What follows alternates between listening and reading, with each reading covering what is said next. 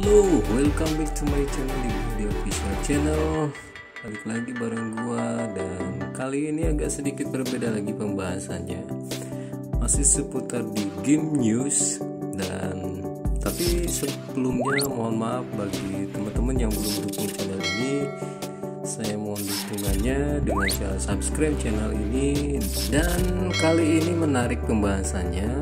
Saya akan ulas sedikit mengenai masalah 11 video game yang paksa kamu untuk masuk neraka. Ini sebenarnya agak kontroversi juga ya guys pembahasannya. Cuman di dalam alur cerita game yang akan kita bahas ini memang menyangkut kaitan neraka menurut keterangan versi-versi mereka itu. Oke. Hal pertama yang tersirat di dalam pikiran ketika mendengar atau membaca kata neraka tentu mengacu pada dunia penuh api yang menyala-nyala, ya enggak? Oke, di deretan pertama ada Doom. Nama gamesnya itu adalah Doom ya. Dengan seri klasik yang kini hadir dengan tampilan visual lebih baik di tahun 2016 kemarin. Merupakan game yang sangat penuh tema neraka guys. Bagi kalian yang belum mainkan games Doms ini, bagi yang ya mungkin sedikit memberikan challenge ke kalian ya, kalian silakan coba di games Doms ini. Gamenya menceritakan laboratorium di Mars yang tiba-tiba saja diserang oleh setan setelah para ilmuwan secara tak sengaja membuka portal yang bisa menghantarkan mereka ke neraka. Katanya seperti itu menurut keterangan dari si pihak vendornya. Kamu ditugaskan untuk mengobrak-abrik neraka guys. Hentikan para setan untuk menginvasi atau menutup portal tersebut. Nah, itu ulasan sedikit terkait masalah game bertema neraka atau Doms dari tahun 2016. Di deretan kedua ada Dante's Inferno. Dan Inferno ini sama halnya guys, dirilis di PSP, PS3 dan Xbox 360 dan Xbox One. Dan Inferno sekilas tampak mirip dengan God of War. Dari segi mekanisme, kamu akan berperan sebagai seorang crusader untuk menyelamatkan wanita pujaanmu, menurut keterangannya begitu. Melalui 9 level neraka, setiap level mempresentasikan dosa katanya, dan didesain dengan sangat menjijikan nih bagi kalian yang tertarik dengan games Dante's Inferno ini ya, silakan kalian coba guys. Dan di deretan selanjutnya ada di deretan ketiga ada Diablo Series 1. Diablo Series 1 ini adalah bahasa Spanyol dari setan. Jadi sepertinya wajar apabila kamu mengunjungi neraka. Setiap kali memainkannya, kamu akan mengeksplorasi berbagai stage penuh setan hingga puncaknya melawan Diablo sendiri, seperti itu. Jadi ulasan sedikit mengenai masalah Diablo Series 1 ini, seri yang telah mulai kiprahnya selama 20 tahun ini akan segera dapatkan game teranyarnya. Menurut keterangan dari vendornya, salah satunya adalah games mobile Diablo Immortal. Bagi kalian yang senang game-game seperti itu ya, silakan kalian nanti download aja guys. Oke. Di deretan selanjutnya ada di deretan keempat ada Devil May Cry Series. Nah, Devil May Cry Series ini sama halnya salah satu game yang juga angkat tema setan guys. Ini memungkinkan kamu untuk mengeksplorasi dunianya, katanya sih seperti itu. Apalagi kalau bukan neraka, tugasmu menumpas semua setan yang ada di sana katanya. Jadi sama halnya guys, ini agak parno juga ya. Kalau bagi kalian yang senang ya silahkan, bagi yang enggak ya jangan juga guys. Dan di sana dengan cara paling stylish. Jadi di samping ada unsur seramnya juga, itu ada unsur stylishnya. Jadi seri terbarunya yang akan segera rilis tahun depan juga tak jauh dengan tema yang akan diangkatnya, seperti itu.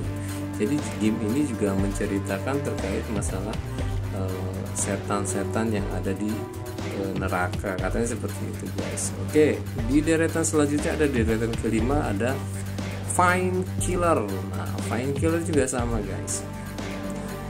Fiend Killer ini merupakan game yang bersetting di neraka juga, dan purgatorium, tempat dimana jiwa manusia akan dibersihkan dari dosa sebelum masuk surga, menurut kepercayaan Katolik ataupun menurut kepercayaan yang lainnya, dan ini menurut keterangan dari si pihak vendornya gitu loh. Kamu akan dipaksa untuk bertempur melawan para setan demi mencapai surga. Waduh, ini agak kacau juga ya. Kamu akan dipaksa bertempur melawan para setan demi mencapai surga. Waduh, ini agak-agak ini juga ya. Setelah kamu dan istrimu meninggal, katanya sih menurut keterangan seperti itu, saat kecelakaan mobil, tak hanya setan, kamu juga akan bertempur melawan raja setan, Lucifer, yang menurut keterangan dari si vendor. Ini hanya sebatas cerita ya guys, dari pihak vendor-vendornya. Tak hanya setan, kamu juga akan bertempur melawan raja setannya, katanya guys, begitu, untuk mendapatkan surga. Kamu akan bertemu dengan beberapa bos setan raksasa. Waduh, ini agak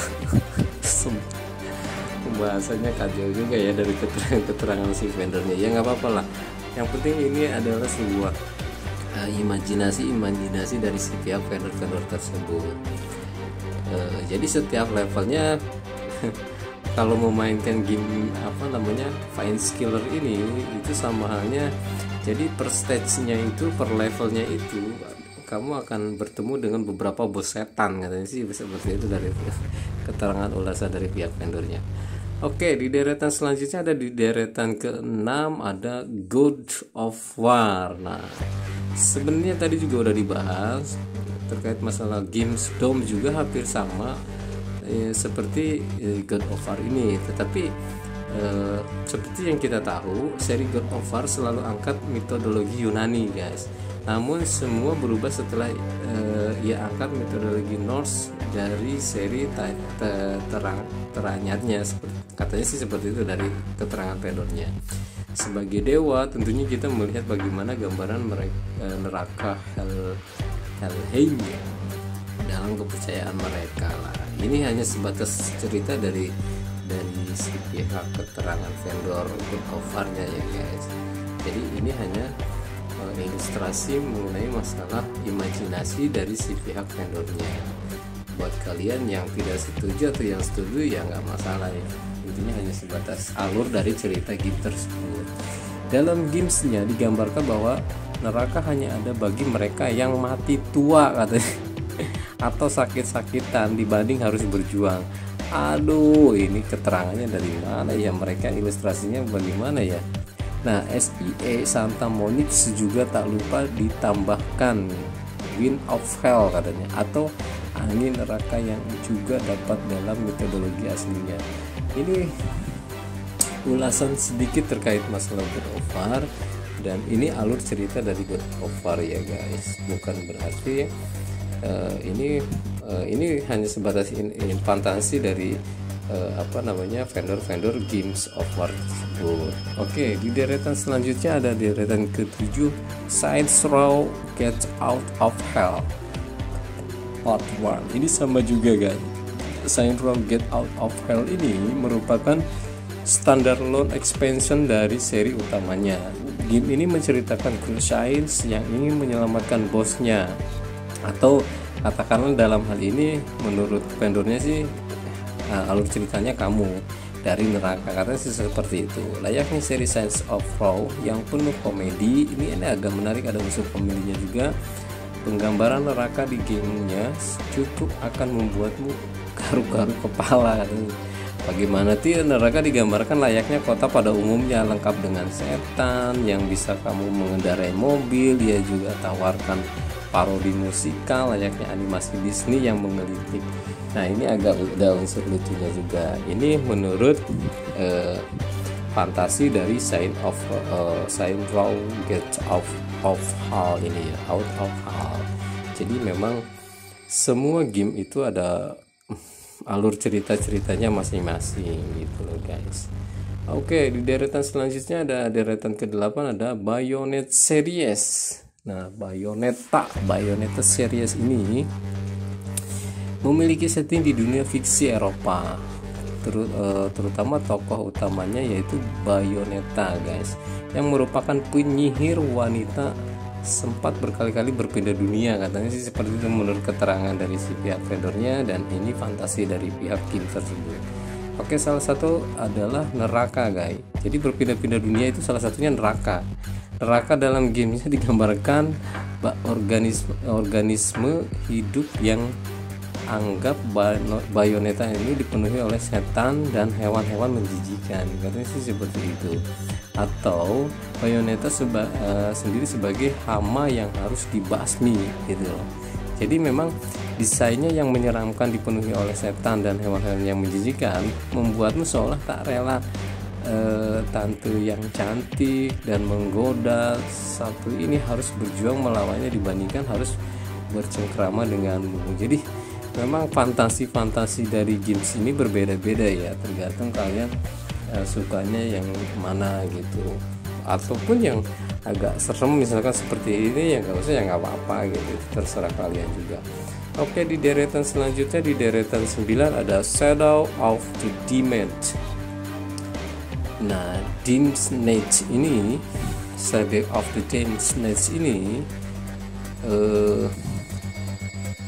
game yang memberikan kita gambaran teraneh dari neraka. Ini berbagi fantasinya, mereka membuat ilustrasi yang kacau juga ya.